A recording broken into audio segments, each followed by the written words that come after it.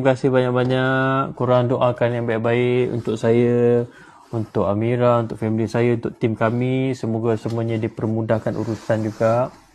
Okey. Janganlah kita fikir benda-benda yang bukan-bukan, cakap bukan-bukan. Okey.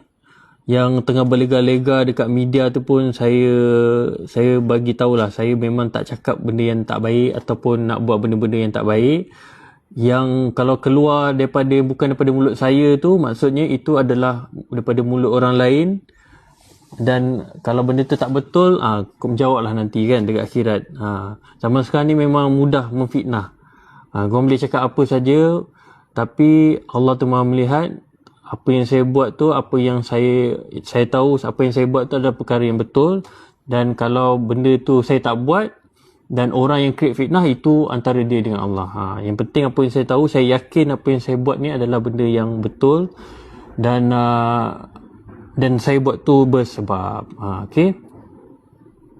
Itu saja pesanan daripada saya. Terima kasih yang mendoakan baik-baik, yang cakap baik-baik. Okey. Faham? Kan? Amin. Terima kasih yang sentiasa support, yang doa baik-baik, yang cakap baik-baik. Okey. Yang selebihnya yang bukan keluar pada mulut saya tu, itu anggaplah tu semua fitnah. Sebab saya memang takkan cakap benda-benda yang tak baik, takkan buat benda yang tak baik. Saya tahu apa yang saya buat tu adalah berdasarkan benda yang insya-Allah saya yakin itu adalah cara yang betul, benda yang betul. Dan kalau yang benda-benda yang tak betul atau benda tu benda yang salah, saya takkan buat. Okey? Doa yang baik-baik untuk semua jugalah, pada siapa kan.